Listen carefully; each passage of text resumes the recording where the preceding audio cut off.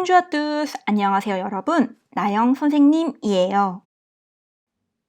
유튜브를 개설한 이후에 한국 친구들이나 한국 지인들 혹은 다른 분들이 프랑스어를 배우고 싶다라는 요청을 많이 하셨어요. 그래서 앞으로 제가 프랑스에서 살면서 배운 실생활에서 자주 쓰이는 표현을 중심으로 영상을 짧게 만들어 보려고 해요. 오늘은 현지에서 많이 쓰이는 공손한 표현을 알려드릴게요.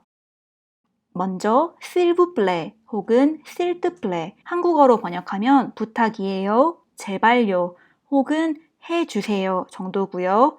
영어로 번역하면 please와 같은 표현이에요. s'il vous plaît가 vouvoiment이라고 불리는 존대 표현이기 때문에 더 공손하고 s'il te plaît는 tutoiement이라고 불리는 우리나라의 반말 표현이에요. 저는 프랑스에 온 지 얼마 안 돼서 이 표현 때문에 애를 먹었었는데요. 우리나라에서는 이제 물 주세요처럼 동사를 통해 예의를 갖추는 데 반해서 프랑스에서는 s'il vous plaît 혹은 si cela ne vous dérange pas, 방해가 되지 않는다면과 같은 표현들을 문장의 앞 혹은 뒤에 덧붙여요. 그리고 우리는 정말 중요한 부탁이 아니고서는 물 주세요, 부탁이에요 혹은 커피 한 잔 주세요, 제발요 라고 하진 않잖아요. 저는 한국인의 마인드로 이 s'il vous plaît나 s'il te plaît가 부탁이에요, 제발요 같다고 생각을 해서 소소하다고 여겨지는 부탁, 예를 들면 물을 달라거나 문을 닫아 달라거나 혹은 커피나 음료수를 주문할 때 이런 s'il vous plaît나 s'il te plaît를 붙이지 않았었어요. 그런데 제 친구가 저를 보더니 제가 뭔가 부탁을 할 때마다 말끝마다 s'il te plaît라고 하라고 붙이는 거예요. 그러면서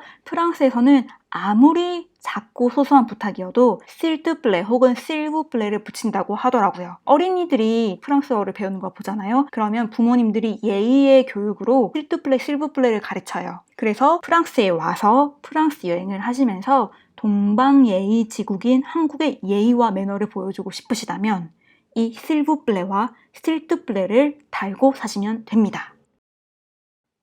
그 다음에 두 번째, 프랑스 영화 혹은 프랑스에 가는 비행기 기내에서 종종 mesdames et messieurs라는 말을 들어보신 적이 아마 있으실 거예요. 한국어로는 이 표현들이 보통 신사, 숙녀 여러분이라고 번역이 되고 사전을 찾아보면 마님, 부인, 귀하, 주인님, 손님 등등으로 나오는데 제가 여기에 살면서 느낀 어감과는 미묘하게 달라요. 한국에서 신사, 숙녀는 사실 그렇게 잘 쓰이지 않는 반면에 프랑스에서 이 마담 무슈라는 표현은 일상생활에서 굉장히 많이 쓰여요.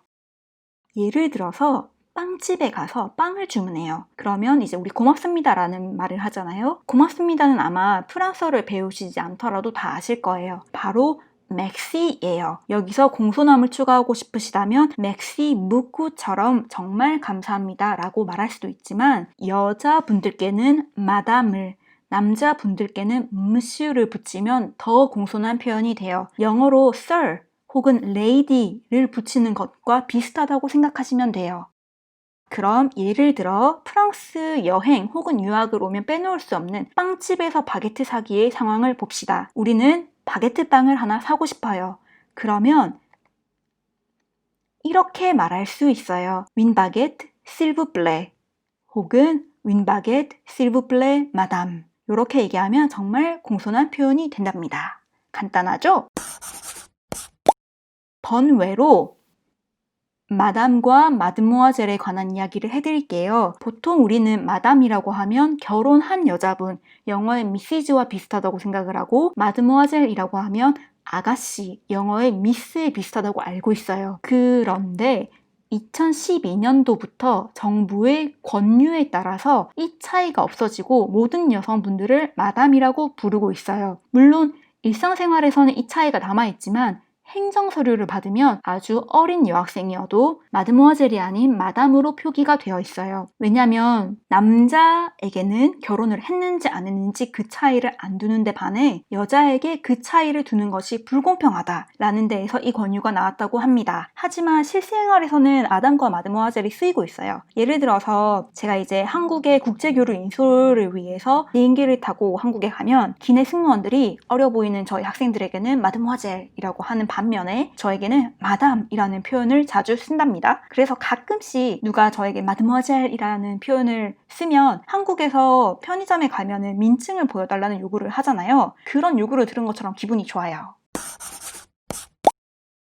번외 두 번째로 학교에서의 예를 알려드릴게요. 우리는 학교에서 땡땡 선생님 혹은 땡땡 쌤 이라는 관계에 기반한 단어인 선생님을 호칭으로 쓰잖아요. 그런데 프랑스에서는 대학교가 아닌 이상 professeur 라는 표현을 쓰지 않아요. 왜냐면 professor는 교수님이라는 뜻에 더 가깝거든요. 그리고 이제 선생님이라는 단어를 사전에 찾아보시면 enseignant이라고 나와 있는데 그 enseignant이라는 단어를 호칭으로 쓰지는 않아요. 대신에 이 마담, monsieur를 씁니다. 거기에 선생님의 성을 붙이시면 돼요. 예를 들어서 선생님의 성이 듀뽕이라면 여자 선생님께는 마담 듀뽕, 남자 선생님께는 monsieur 듀뽕이라고 부르시면 돼요. 저희 고등학교 학생들도 저에게 질문이 있거나 저를 불러야 될 때 저를 마담이라고 부른답니다.